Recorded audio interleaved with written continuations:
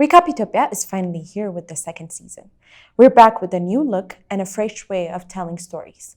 A lot of things have happened since the start of the new year, and Recap is here to summarize all that for you.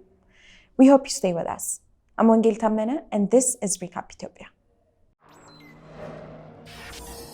A lot has happened in Ethiopia since the finale of the first season of Recap. Important holidays were celebrated in the month of September, while key decisions have been passed by the federal government, which warrants a brief attention before we move on to our main topic for this episode. The late Professor Mesfin Woldemariam will be covered. Two of the most key developments of the past week came from the joint meeting of the House of Federation and the House of People's Representatives. The meeting caught the attention of local, regional, and international communities as several key decisions were passed. One notable aspect of the meeting was the message from Ethiopia's first and sitting president, Sahle-Work Zewde, ensuring that the 6 national and regional elections will be free and fair. Another important feature of the meeting was the instruction by the Tigray People's Liberation Front to representatives of both houses from the party not to attend the meeting. The party passed the above instruction in line with its strong position that the current federal government's term is over as of October 5. As such, the TPLF believes the meeting is unconstitutional. In an act of defiance, however, Representative Yayesh Tesfahune was the only TPLF representative to attend the meeting. The House of People's Representative member was elected from the Yeka sub-city, polling station 16, and is a member of the TPLF. The situation further developed on Tuesday evening when the House of Federation announced its decision ordering all federal government bodies to sever relationships with the newly elected Tigray Regional State Council and Cabinet. The House said that the decision was taken on the back of the unconstitutional election held in the Tigray region on September 9, 2020. According to the decision, the federal government is to stop any communication with the Tigray Region's Council and Cabinet. However, according to the House's decision, in order to guarantee the economic safety and well-being of the Tigray people, the federal government will continue to work with city administration and other bodies like lower-level offices in Qabale and Warada settings. Finally, another significant development following the meeting was the introduction of the initiative to create the Demotic Regional State out of the collapsing Southern Nation nationalities and People's Regional State. The initiative is allegedly developed by a partnership between Dr. Abiy Ahmed and elders in the region. The Demotic Regional State will comprise of Dauro, Omo, Gamo, Walaita, Basketo, Konta, and other Omotic-speaking people of southern Ethiopia. Should it be formed, the regional state will have multiple capital cities including Arba Minch, Jinka, and Sodo. Following the decision, a committee will be formed to conduct a study on the particulars of the formation of the state. However, some have warned that the decision has its own problems, among which a majority have raised the Walaita and Gamo questions of statehood in a similar manner to the Sidama regional state as opposed to the current proposition. Another major thing that happened in the past few weeks was the successful and peaceful celebration of the Meskel and Irrecha holiday amid the coronavirus pandemic, as it was a unique experience to Ethiopians. Due to the public celebrations and ceremonies that are part of both holidays, the pandemic's social effects was visible during this year's celebrations of the two holidays. Despite public health and security concerns surrounding the days prior to the celebration of both holidays, no major incidents related to the peace has been reported thus far, and both holidays have come and gone without any incident. With that, let's move on to the major story of the week. Professor Mesfin Woldemariam's engagement in Ethiopian politics is unique, as only a few have featured strong and controversial careers spanning from the emperor's time to the current administration of Dr. Abiy Ahmed. Advocacy, academia, human rights, authorship, and strong engagement into the political discourse of the country have therefore made Professor Mesfin a recognized name in many Ethiopian households. Picking and choosing what to say about the renowned public figure is truly challenging due to the immense contribution he has made to Ethiopian and the Ethiopian community in different regimes and social-political circumstances. Even so, Recap has dedicated the first episode of its second season to Professor Mesfin Woldemariam. The prominent academician, politician, and human rights defender, Professor Mesfin Woldemariam, passed away at the age of 91 on September 29, 2020. The professor had been battling the coronavirus in St. Paul Hospital before succumbing to the novel pandemic. A memorial service for the professor was held at the Lidet Hall in Addis Ababa University on Wednesday, October 6, 2020, followed by his funeral ceremony at the Membere Tzavot Holy Trinity Church. Professor Mesfin Woldemariam was born on April 23, 1930 in Addis Ababa, Ethiopia. The professor is survived by 2 daughters, a son, and 4 grandchildren. Professor Mesfin Woldemariam was laid to rest at Membere Tzavot Holy Trinity Church on October 6, 2020, in the presence of his family, colleagues, and admirers, as well as government officials, including Deputy Mayor of Addis Ababa, Abiy, Minister of Education, Dr. Getahun Makria, Minister of Culture and Tourism, Dr. Hirut Kasau, as well as religious and political personalities in the country. Let us now take on the impossible task of honoring an Ethiopian giant in a video as short as this. The story of the professor started in Addis Ababa, around the area commonly known as 6 Kilo. The professor says he was 5 years old during the Italian occupation. He attended the renowned Teferi Mokonnen and General Wingate schools in Addis Ababa before traveling to India to undertake his undergraduate studies, earning his BA in philosophy in Punjab, India. The late professor also attended the University of Clark, earning his MA from the institution located in Massachusetts, USA.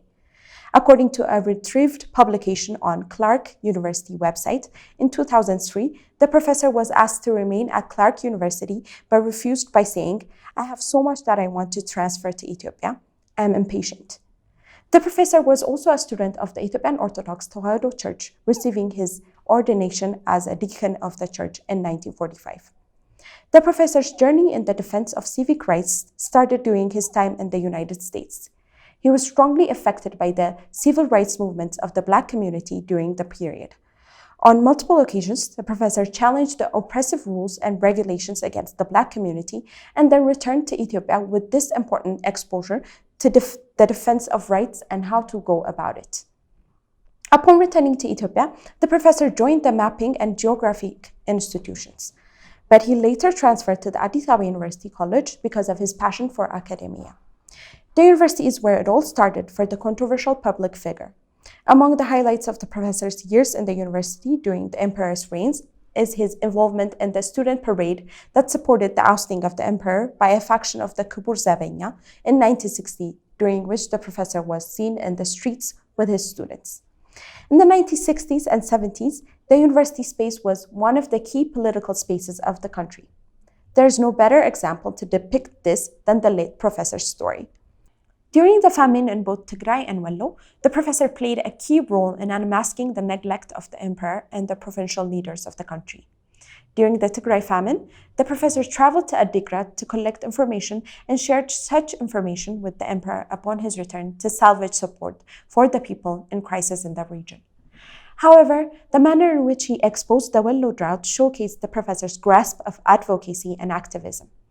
At the time, the professor assembled a team consisting of Getachew Haile, Abraham Demoz, and others and traveled to the regions that were affected. The team took pictures and voice recordings depicting the harsh conditions created by the drought and famine in the Wello region of Ethiopia at the time. Upon returning to Addis, the professor organized an exhibition in his office, showcasing the pictures and voice recordings from his trip to Wello. The next day, the university students rioted and international support was gained. In the same year, the professor, in partnership with Professor Barakat Habtasillasi, started negotiations with workers from the Wenji sugar factory, the railway agency, and the Den fiber factory to secretly form the Ethiopian Labor Union.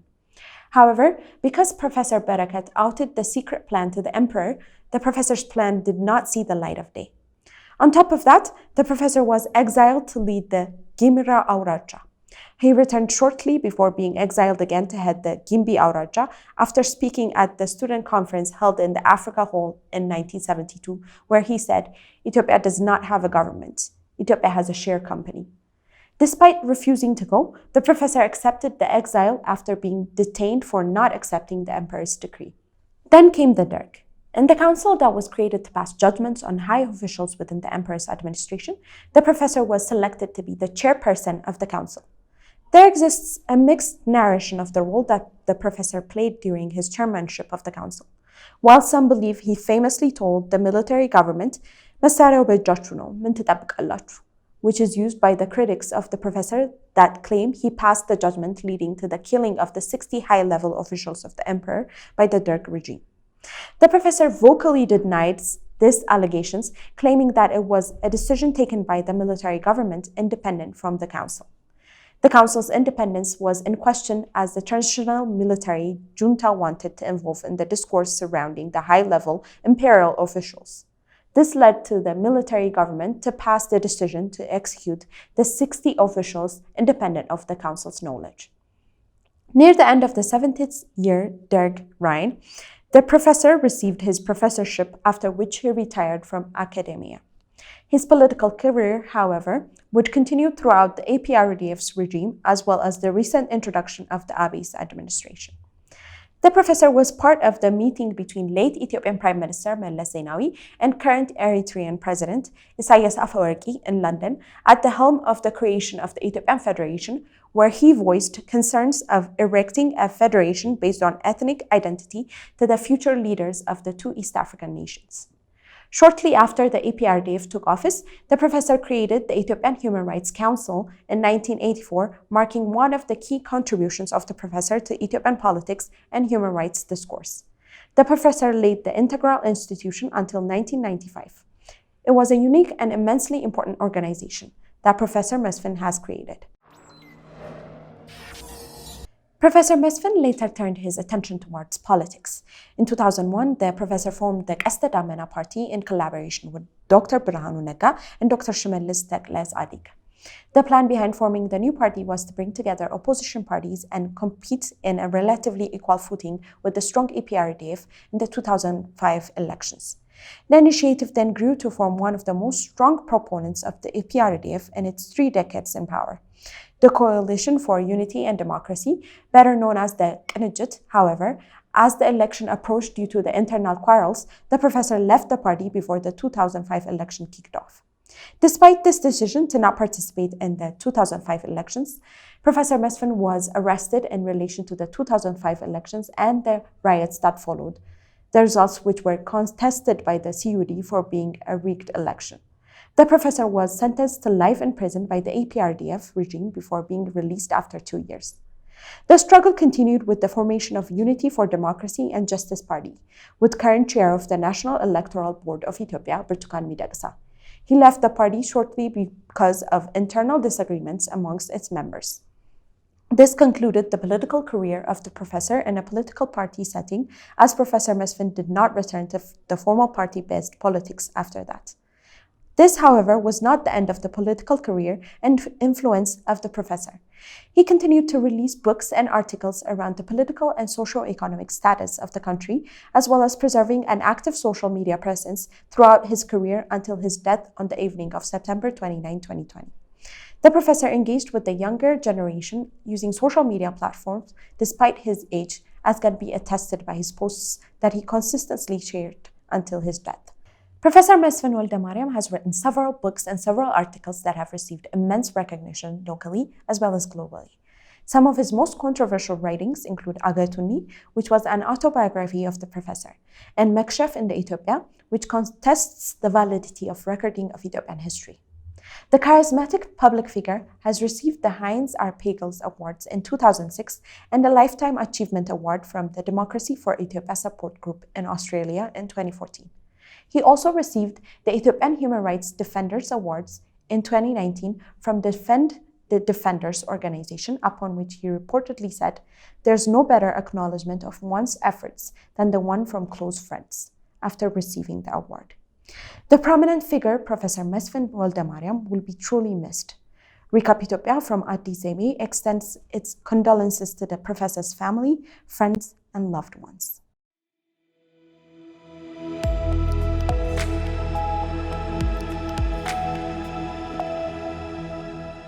Have you seen the news today? Yes. Where?